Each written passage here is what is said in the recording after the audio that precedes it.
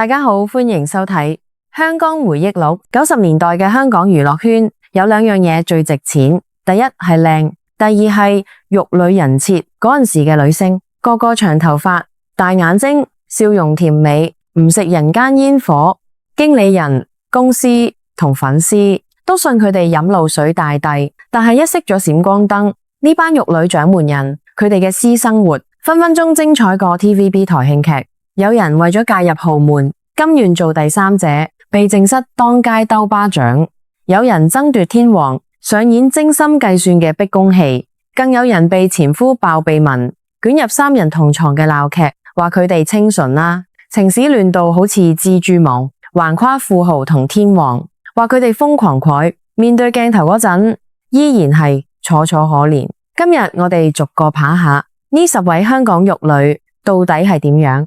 清純同瘋狂之間游走，入面嘅故事個個都唔簡單。一、葉蘊儀，1989年憑電影《孔雀王子》出道，一句我今年19歲令佢紅遍亞洲。葉蘊儀絕對係初代玉女嘅天花板，佢嗰陣時有幾紅喎？日本、韓國都有歌迷會，出碟、拍戲、接廣告，行程排到飛起。1995年，22歲嘅佢大事業巔峰，啱啱差咗多個新人獎，突然宣布息影，閃嫁玩具富豪陳柏浩。當年嘅婚禮喺淺水灣豪宅舉行，陳柏浩更用一架鋪滿紅玫瑰嘅法拉利親自去接新娘。呢個開局係標準嘅玉女童話，但係童話嘅保質期只有短短5年。2000年，葉蘊儀懷住第二胎，陳柏浩被影到四出尋歡，兩人隨後對簿公堂，法庭判決陳柏浩每月支付8000贍養費。你冇聽錯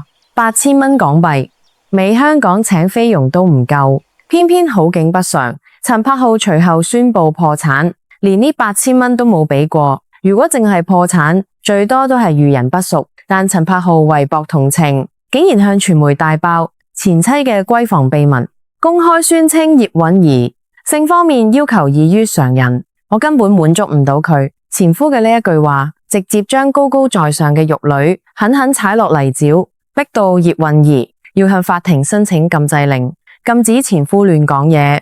呢個唔係爆料，呢個係蕩婦羞辱。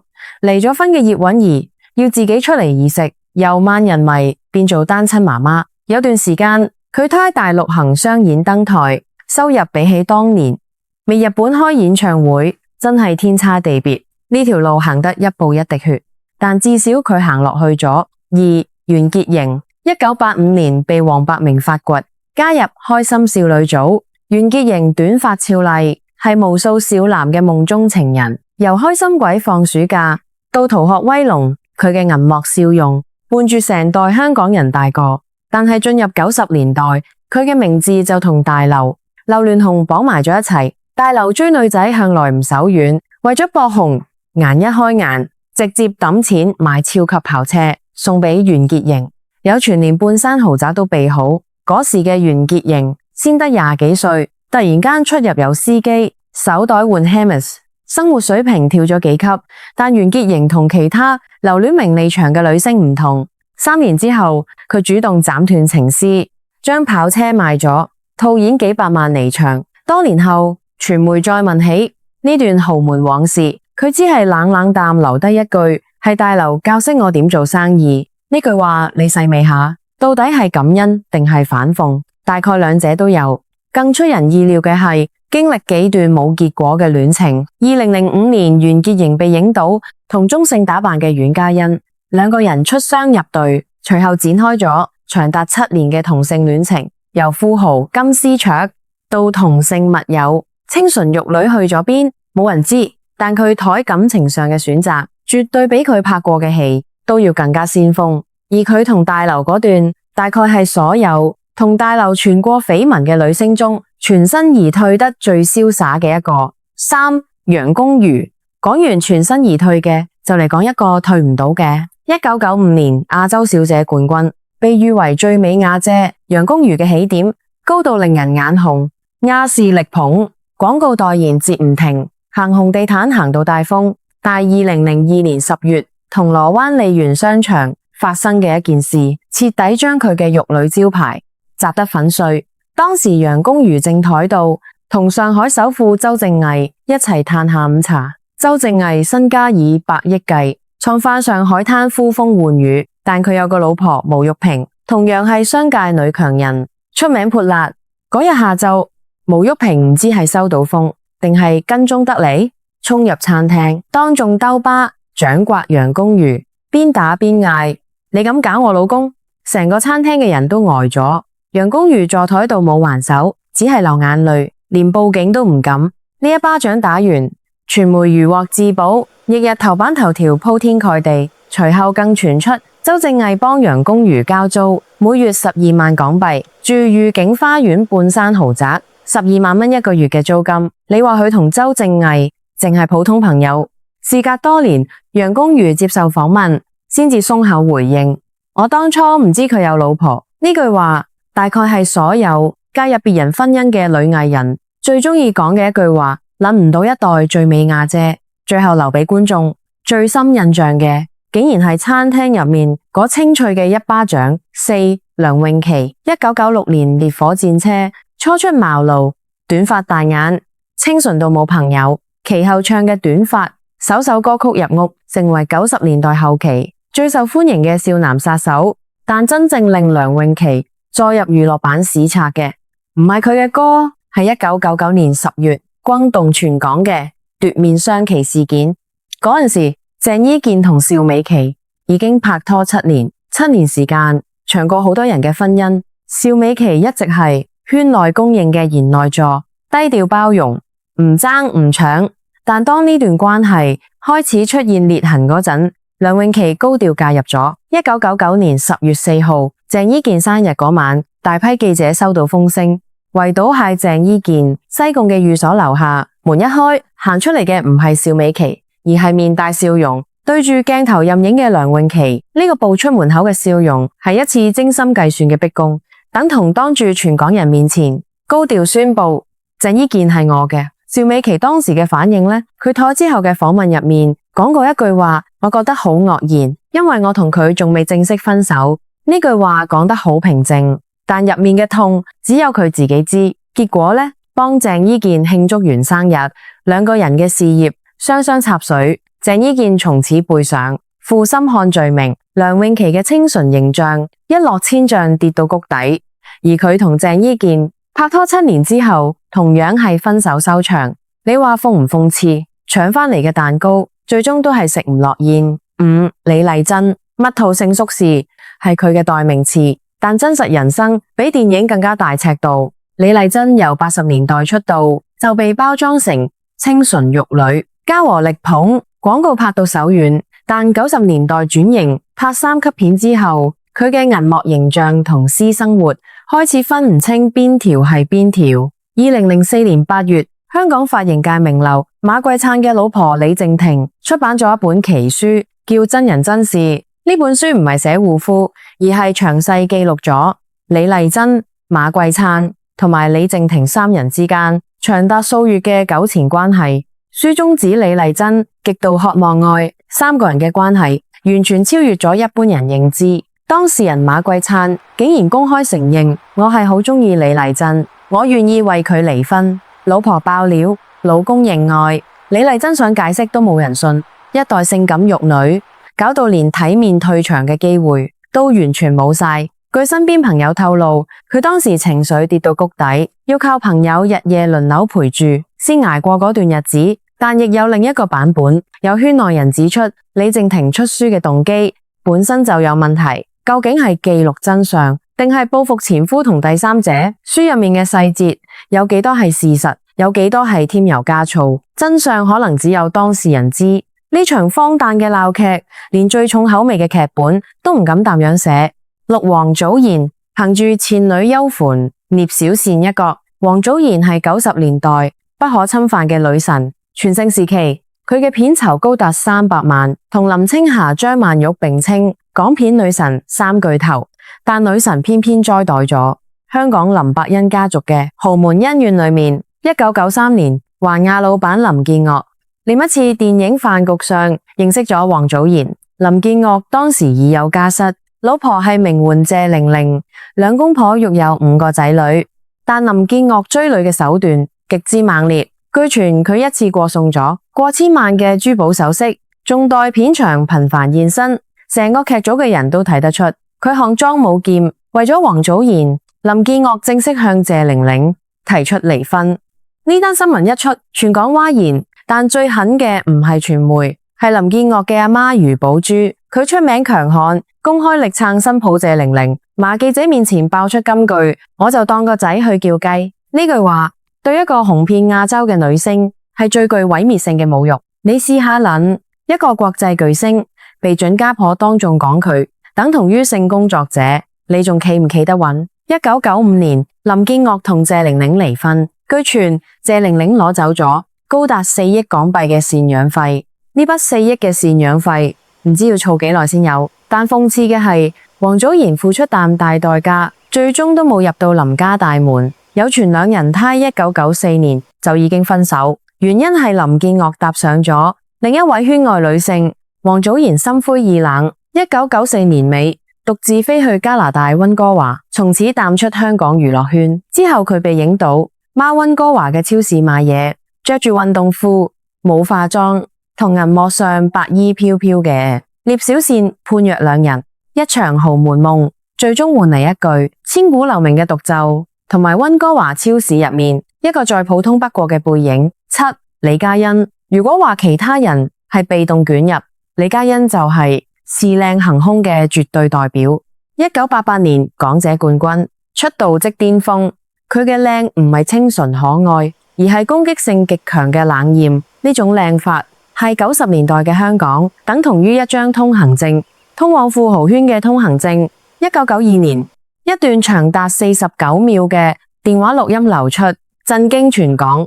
錄音裏面一把極度神似李嘉欣嘅女聲連珠炮發，用粗口大鬧大劉劉鑾雄，指責大劉簽洪恩、蔡少芬。我真係恭喜你啊，簽咗個洪恩淡嘅蠢女人返去。錄音裏嘅女聲中氣十足，句句逼到埋身，連見慣大場面嘅千億富豪大劉都只係低聲下氣淡應酬，表面上係冷艷高貴大美人，私底下卻係會為爭寵而爆粗鬧人嘅紅塵女子。但奇就奇居，呢段錄音不僅冇毀咗佢，反而坐實咗佢大劉心中無可替代嘅特殊地位。畢竟咁指住千億富豪個鼻嚟鬧嘅玉女，全香港可能只得佢一個。但李嘉欣嘅情史遠遠唔止大劉一段，佢嘅感情名單拉出嚟，根本就係一本富豪同影帝嘅通訊錄。魏真、黎明、劉鑾雄，每一段都係頭版頭條。同大劉分手之後，佢2008年閃嫁許晉亨，正式嫁入市值過百億嘅許家。許晉亨嘅前妻係何超瓊，賭王何鴻燊嘅女兒。換句話講，李嘉欣亨老公嘅段位由千億級富豪升到賭王家族嗰個層面。婚後佢下半生嘅許家大宅出入，有傳每月家用6位數字起跳，從選美冠軍到千億闊太，全程冇跌過身價。呢種底氣確實唔係個個都有。8. 郭羨妮。講完贏家，就嚟講一個輸到冇晒嘅。1999年港姐冠軍，加上國際華裔小姐冠軍，郭羨妮一出道就係 TVB 嘅掌上明珠，大台力捧，劇集一部接一部，但係佢偏偏將一手好牌打到稀爛。2007年，佢學拍 TVB 劇集《學警出更》嗰陣，同已婚男星陶大宇擦出愛嘅火花。陶大宇當時已經同結髮妻子黃慧寶結婚7年時間，為咗郭羨妮，陶大宇堅決離婚。黃慧寶忍到忍唔住，向傳媒直指郭羨妮明知我老公有家室，仲要淡做。全港媒體瞬間封佢為狐狸。面對全城狂轟，郭羨妮選擇沉默，但 TVB 高層震怒，直接將佢雪藏，連廣告代言都甩晒。一夜之間，由掌上明珠變做過街老鼠。最諷刺嘅係，當陶大宇想挽回形象，同前妻復合失敗之後，竟然調轉槍頭，公開喺媒體面前暗諷郭羨妮係當花，甚至話佢捲入風波，一啲都唔出奇。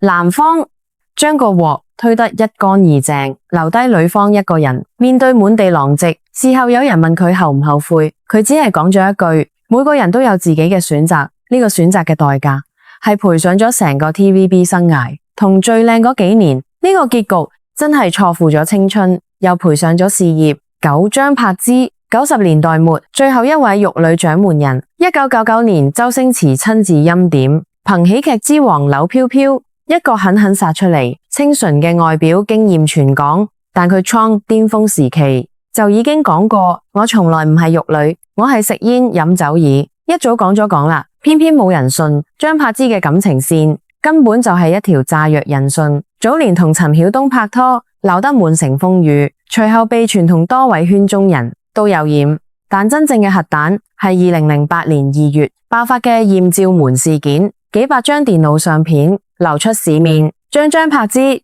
陳冠希、謝霆鋒三個人嘅命運死死綁喺一齊。當時佢已經嫁俾謝霆鋒，仲生咗大仔 Lucas。艷照門爆出嚟嗰陣，謝霆鋒一開始企出嚟講咗3個字：我撐你。呢3個字當時嚟講係一個男人最大嘅擔當，但破鏡始終難圓。據傳媒報道，2011年兩人錯機艙偶遇陳冠希，張柏芝嘅反應令謝霆鋒極度不滿。呢件事嘅細節各方版本唔同，有傳媒話佢主動打招呼，亦有消息話只係普通嘅點頭之交。但從謝霆鋒嘅角度，任何形式嘅接觸都係刺。隨後兩人宣布離婚，從玉女掌門人到艷照門女主角，再到單親媽媽，獨力湊大3個仔。張柏芝嘅人生好似佢演嘅電影，忘不了入面嗰句對白：有啲嘢你揀咗就冇得反轉頭。一代玉女嘅時代，以最決絕嘅方式畫上咗句號。10關之琳，最後一位留俾13姨關之琳，佢嘅情史唔係一段兩段淡簡單，而係堪稱一本。香港富豪陶監，1985年佢嫁入大馬富商馬清偉同陳美琪嘅婚姻，陳美琪就係小青。當時陳美琪已經懷孕，有傳因為不斷接到第三者嘅電話騷擾，精神受到極大困擾，最終不幸流產，此後再冇懷過孕。不過亦有人指出，流產同第三者之間冇經過醫學證實，唔應該將責任歸咎一人。關之琳事後親筆寫下聲明：我冇主動勾引馬清偉。呢份聲明措辭之小心，真係字字斟酌。但係1985年嘅故事只係序幕。1993年佢又捲入同大劉劉鑾雄轟動全城嘅高爾夫球事件，有傳佢半夜3更前往聖瑪麗醫院取出異物，大劉為此支付咗2000萬港幣。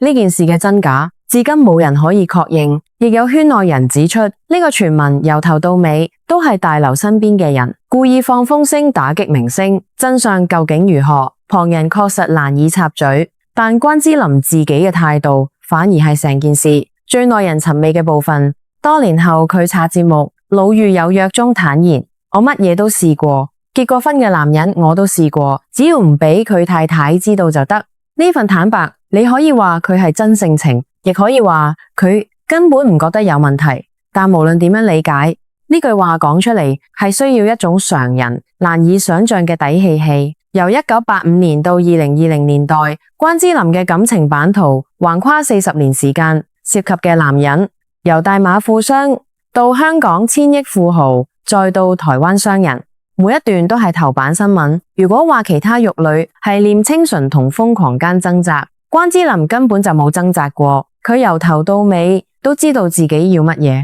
呢種清醒比任何一種瘋狂都更加令人毛骨悚然。10個故事講完啦，有人靜靜雞避走海外，再唔露面，有人繼續初名利場打滾，有人身敗名裂之後慢慢行返出嚟，有人攞住巨額財富，住台半山大宅。葉蘊儀好大陸行商演，辛苦養大2個仔。王祖賢煎溫哥華超市排隊買嘢，李嘉欣橫許家大宅休閒飲下午茶。關之琳依然得閒去旅行曬靚相。呢4個人嘅現狀擺埋一齊睇，你話命運公唔公平？但無論邊一種結局，佢哋嘅故事裏面都有一個共同嘅底色。嗰個年代所謂嘅玉女標籤，只不過係經理人公司包裝出嚟擺態櫥窗嘅商品，脫下包裝盒之後嘅慾望、掙扎同不甘，先至係真正嘅人性。清純係演俾觀眾睇嘅，瘋狂先至係佢哋真實嘅人生。好啦，今日嘅影片就到呢度，記得點讚、關注，我哋下期見啦！